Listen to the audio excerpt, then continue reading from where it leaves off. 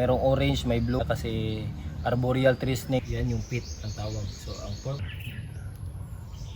may biak na itlog. Alin na dire, ayun lumabas ang mga idol. Lala! Naggunit ka bitin. Duterte! Duterte!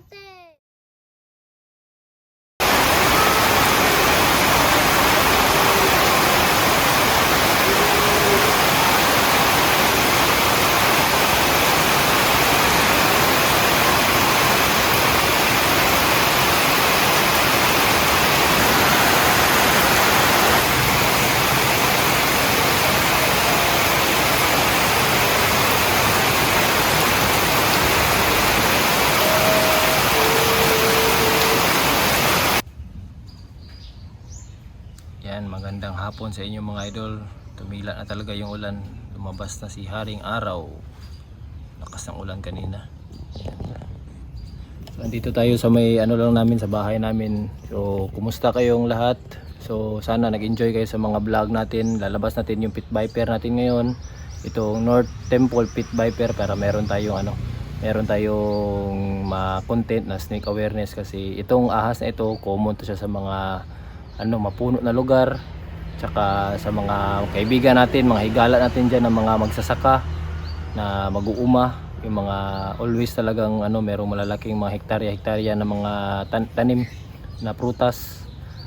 Common to siya, so sana may matutunan kayo ngayon na vlog natin. Ayan, lalabas natin mga idol.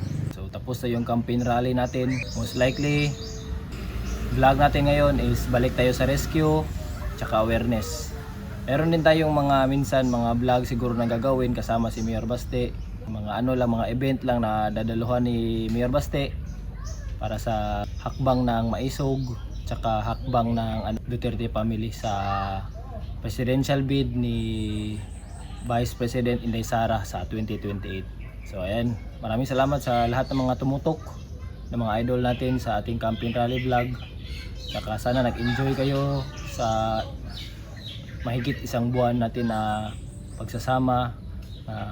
Always tayong nakasunod kay Mayor Baste at saka sa hupong sa taong lungsod. Balik rescue tayo mga idol. So libre lang yung rescue natin. Sana tumawag kayo kasi libre lang yung natin. So gumagalaw to mga idol, hindi to laruan. Gumagalaw yan.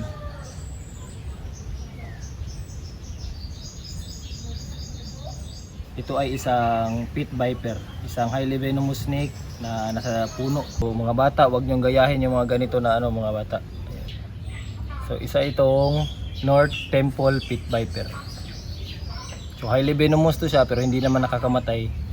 Medyo masakit lang kumagat talaga. Talagang lalagnatin kayo. Tsaka pero delikado pa rin siya kasi pwede kayong kung meron kayong mga sakit na high blood, diabetes, yan delikado siya. So isang North Temple Philippine pit viper. So yung niya, scientific name niya is Tropidolemus sabulanatus. Lalagay lang natin sa caption yan mga idol. So yung pagkain nito is mga ibon, daga, palaka, mga butiki, yung mga tuko, yan paborito nila yan. So itong pit viper na ito mga idol, iniwan sa atin to para i-release, tayo magre-release. So kasi nag-post sila nito, ayan, kinuha natin para hindi na nila mapatay, hindi na nila masaktan or ano bang gagawin nila. Yung mga pwede pa nilang ipagperahan, bawal yan mga idol. Meron tayong RA 9147, yung Protection of Wildlife and Conservation Act. So sakop to sila, hindi lang yung mga agila, hindi lang yung mga tarsier, mga unggoy, pero kasama na lahat ng mga klaseng ahas kasi wildlife yan sila. Yan. So ito, common to siya sa mga puno, sa mga high elevation areas. Ibig sabihin ng high elevation areas, yung mga matataas na ng mga bukid, yung gaya dito sa amin sa Tugbok area, Kalinan District, mga medyo pataas na yung yung kalupaan. So mahilig din sila sa malamig na lugar, most likely 25 degrees Celsius hanggang 30 degrees Celsius. Ayan. Pero pag mag 30 degrees Celsius yan mga idol, medyo mainit para sa kanila yan. So maghahanap yan sila ng malamig na area, kaya aakyat yan sila. So Philippine pit viper, ayan. Nakikita nyo, blue yung markings niya. Ayan. Yung bandings niya blue. Ibig sabihin yan, babae. Meron ding mga ganito, mga maliliit, pula yung bandings niya. Most likely, lalaki yun. So mas maliliit yung mga lalaki na ahas compared sa mga babae. Mga babae talaga malalaki yun. So makita nyo din yung niya, yung ulo niya. So zoom natin yan mamaya mga idol natin. So naka-concave yung bungo niya, naka-concave na paganyan. Kita nyo? Kasi yung pag nakalambitin yan sila sa puno, pwede silang kumuha ng tubig sa ulan para pwede nilang inumin na hindi na nila kailangang bumaba pa sa sapa o sa lupa para mag-inom ng tubig, kasi part na niya ng instinct nila na maghanap ng mga pagkain at saka tubig in a lesser way or in a less effort way para hindi sila masyadong mahirapan, kasi itong mga ahas na ito bihiraan to silang gumalaw. Talagang nakalambitin lang to sila sa puno. Kung makikita nyo to sa puno, most likely buong araw andun lang yan siya. Pag gabi naman doon na sila gumagalaw kasi nocturnal to sila. So ang kanilang pagkain, pag natutulog yung ibon sa puno, yun, pwede nila yung kainin yung mga palaka sa puno, mga daga sa puno, kasi usually mga ibon din pala natutulog yan sila sa gabi. So doon sila nag-hunting ng nila. So gusto ko rin ipakita yung buntot niya. Ayan. Dahan-dahanin ko lang mga idol, baka magulat siya. Medyo madumi yung buntot niya.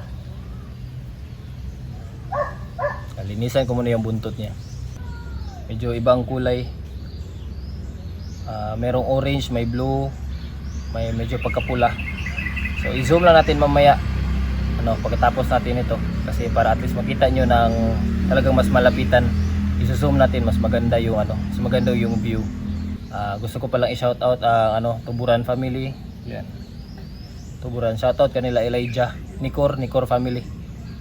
Shoutout. So itong ahas na ito mga idol, common to sa mga mapuno na area, sa mga agricultural land, yung may mga sagingan, mga mamaisan, sa maraming puno gaya sa amin dito, cacao farm, mga durian. Yan. So common to siya sa mga mapuno na area kasi arboreal tree snake to sila.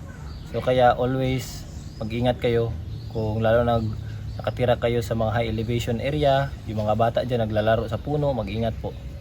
Always mga idol, mag-ingat, lalo na yung mga magsasaka natin ng mga kaibigan, mga higala na to dito sa Davao, mag-uuma na to diha, mag-ingat kayo. So yung ahas na ito, hindi naman siya delikado talaga pag nakita nyo lang. So kapag nagsasaka kayo, nag-harvest kayo ng mga prutas sa mga puno ninyo, sa mga tanim nyo na puno, always lang vigilant, alerto lang na matingin yung sa ibabaw ng puno, kasi talagang wildlife, sa nature yan sila nakatira.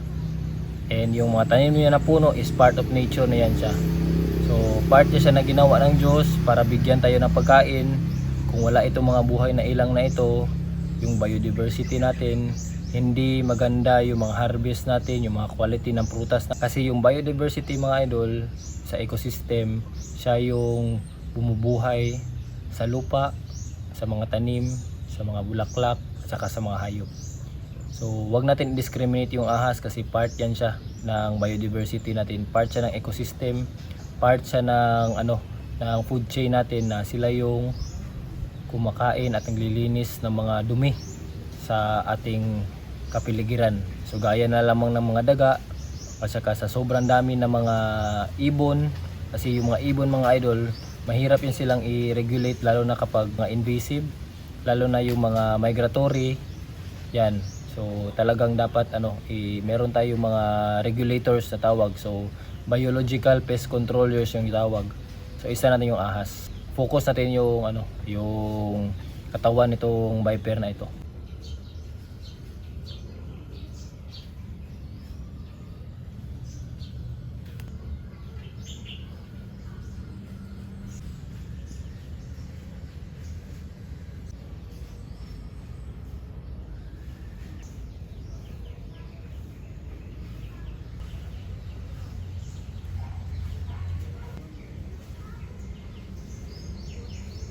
mas malapitan na kuha mga idol, para meron tayong sense of familiarity sa kanyang muka at saka sa mga kaliskis niya, yung mga parts ng kanyang katawan.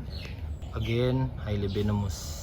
Huwag kayong makakita kayo ng ganito, lalo na sa mga kaibigan natin na nakatira sa mga mabundok na area, mapuno na area. Huwag niyong galawin ito kasi hindi naman sila gagalaw kapag hindi niyo naman sila gagalawin.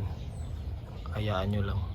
So advice ko lang sa mga umaakyat ng bundok, mag-ingat kayo sa mga mapuno na mga madaming damo, madaming mga madahon na puno, kasi andyan yan sila sa ilalim nakatira, nagtatago lang yan sa ilalim. Always ingat parati kasi yung gubat, yung nature ay hindi natin bahay yan, bisita lang tayo dyan. So pinapahiram lang tayo ng mga buhay ilang ng ating Diyos dito sa mundo para mag-enjoy at makibuhay, makibagay sa kanila. Kaya coexistence is the key for a sustainable environment, sustainable life sa mundong ito. So kita nyo yung mata niya, yan, parang dragon. So, makita yung sabi ko kanina, naka-concave yung niya, yung ulo niya, yan. Kita nyo yung forma. Yan natin, saglit lang, hindi mag-focus. Naka-concave yung ulo niya. So yan yung tinatawag na pit viper. Ang pit din niya kasi yung sa may ilong niya, yan sa may kaliwa yan, dalawang butas yan, makikita nyo, zoom ko mga idola. Kaya tinatawag siya na pit viper kasi yung niya, dalawa yung kita nyo yung butas, dalawa. So itong maliit, ito yung ilong niya. Yung malaki, yan yung pit ang tawag. So ang purpose ng pit mga idol is yan yung nagsisense ng warm, yung heat sensor yan siya. Kasi kapag itong mga ahas mga idol, kapag gabi kasi sila aktibo, hindi sila nakakita masyado ng mga object. Lahat ng ahas hindi masyadong so nagre-rely lang yung mga ahas mga idol sa heat, sa temperature. So pag heat, mataas yung heat, mamal yan kasi maraming dugo. Kasi itong mga hayop na to, mga reptiles, cold-blooded ang tawag kasi kaunti lang yung dugo sa kanilang katawan. So cold-blooded ang tawag sa kanila kasi hindi sila nagre-regulate ng kanilang sariling init sa kanilang katawan. So ectothermic ang tawag niyan mga idol. So yan, nagre-rely sila sa environment, sa external environment para mag-create ng heat, mag-create ng init sa katawan niya. Makikita nyo mga idol. So yan yung sabi ko sa inyo, naka-concave yung ulo niya. So galing sa taas ng puno, ganyan, gaya dito. So dito siya sa puno, ayan. Kapag inulan yan siya, hindi niya kailangan bumaba sa puno para maghanap ng tubig. Gaya dito, may tubig dito, yan. Yan, tubig yan. So hindi niya siya kailangan bumaba doon sa tubig para uminom. So nasa puno lang siya, magsistay lang yan siya sa puno kasi kusa na kapag umuulan, pwede niyang inumin yung rainfall, yung tubig ulan. So makita niyo yung katawan niya, yan, blue banded. So female yan siya. So tingnan natin yung kaliskis niya mga idol. Lapitan natin yung kaliskis niya. So makita niyo parang diamond, parang spear. Ang tawag dyan mga idol, killed scales ang tawag dyan mga idol. Makita nyo may yung sa gitna ng scales niya, yan, makita nyo may linya. Yan, focus natin. May linya, makikita nyo mga idol, may linya. So killed ang tawag dyan kasi ang purpose nyan mga idol for locomotion. Kapag umaakyat sila ng puno, hindi sila mahirapan, hindi sila madudulas. Parang sa gulong lang yan, sa gulong ng gulong ng sasakyan. Kapag ma-spike kayo, hindi mahirapan kayong gumalaw sa maputik at mga lupa na area. So yan yung purpose din niya. So killed ang tawag dyan, killed scales. So maraming mga yan. So isa din itong yung katangian niya is itong prehensile tail. Ayan, ito yung sinasabi ko. Medyo siya mga ito. Defensive na siya. So defensive yung mga ahas mga idol, hindi yan sila aggressive, walang aggressive na ahas, defensive ang tawag yan. So ito yung sinasabi ko sa inyo, yan, yung buntot niya. So prehensile tail ang tawag dyan. Ang ibig sabihin ng prehensile tail, pwede niyang gamitin yung strength ng buntot niya para umakyat, maglambitin. So pwede din itong ginagamit niya pang way of predation or ambush. Kasi itong ito pit viper mga idol is to siya, ambush predator ang tawag. Yan. So ang ibig sabihin ng ambush predator, nag-aabang lang yan sila. Tapos kapag yung yung ibon, yan, yung ibon lambitin dito, for example, yan. So dito yung dito yung ibon. Aakalain niya yung buntot is parang uod or caterpillar. So ganyan yung purpose niyan, mimicry. Minimimik niya yung paggalaw. Minsan biniwig niya yung buntot niya, ginaganyan niya para akalain ng ibon na isang uod. So yan. So mga tips lang yan, mga advice lang yan mga idol. Sa ganyan. So, sana may natutunan kayo sa ating snake awareness vlog na ito. Short lang naman to para at least lang. So highly venomous mga idol itong ahas na to mga idol. Huwag nyo galawin kasi delikado. Lubhang delikado at saka mabilis to lang mag-strike. Kasi makita nyo yan kapag naka-ace na yan siya, magsi-strike na yan sa yung ulo nyo. Ready to strike na yan mga ganyan, gumagalaw siya. Kasi kapag nafe-feel niya threatened siya, nilalapit na, i-invade natin yung niya, yung personal space. Kung sa tao pa yan, parang pwede kang hawiin ng tao palayo. So ayan mga idol, i-update din natin pala yung mga itlog na na-rescue natin doon sa barangay Matina Crossing. Matina Crossing or Talong Pramber, nakalimutan ko na. Basta meron tayong na-rescue na madaming itlog.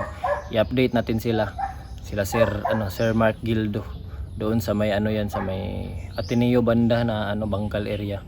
So i-update natin sila, tingnan natin kung anong update ng kasi hindi ko pa nabubuksan yung container ng ng itlog. So hindi ko pa nakita, ngayon ko pa i-check kung anong nangyari. Ayan.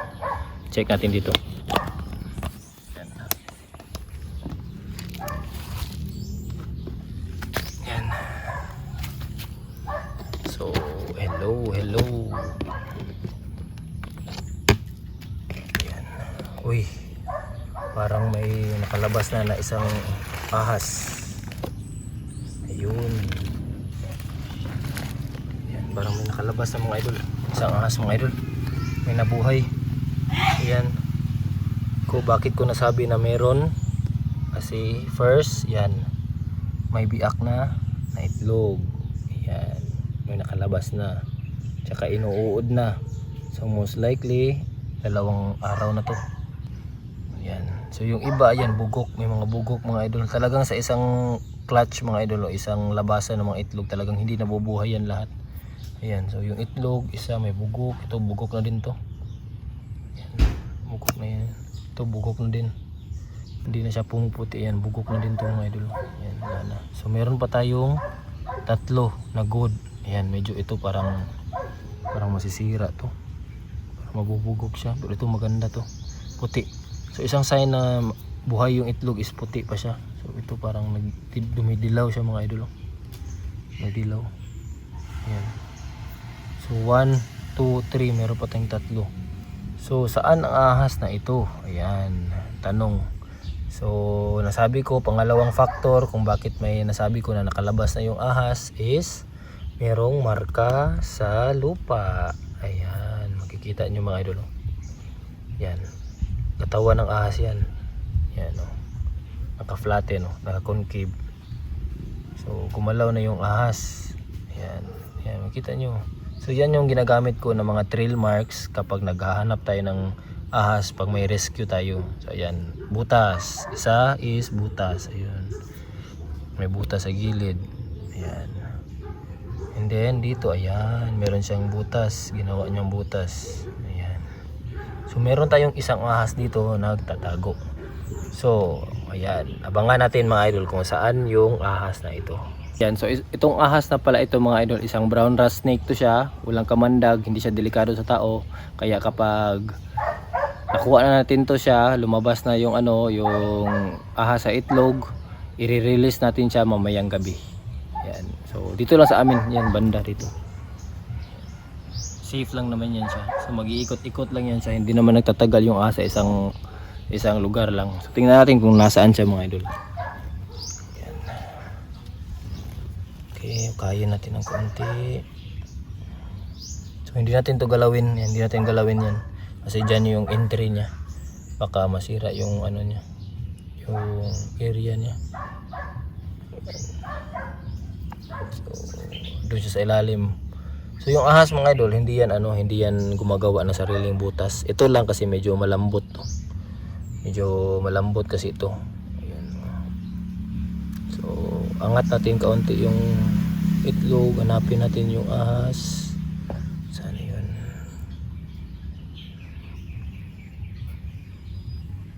Ayan.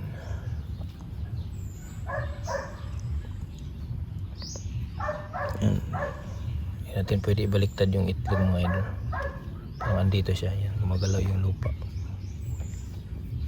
Ayan. So, saan siya?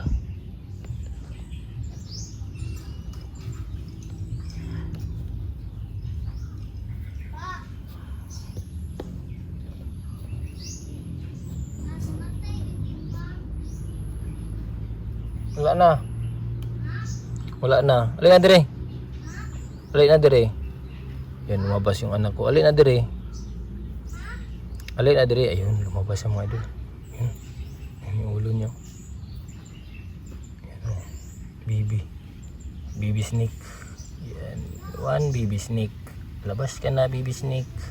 Baby. Yan, baby snake. Yan, hindi pa lumalabas yung kintab niya. Yan. So, isang brown rat snake. Ayan. Baby snake. So, isang brown rat snake na baby. Ayan. Tumatago na naman siya. Mamaya ka na magtago kasi pagpapakilala kita sa mga kaibigan natin dito. Ayan. Bilis to mga idol. Ayan.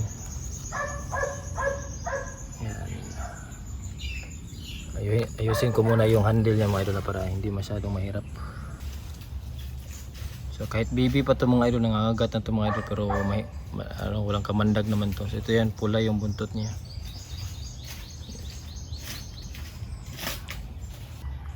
So ayan mga idol, ito yung baby snake natin. Yan, kasama ko yung anak ko yung yan.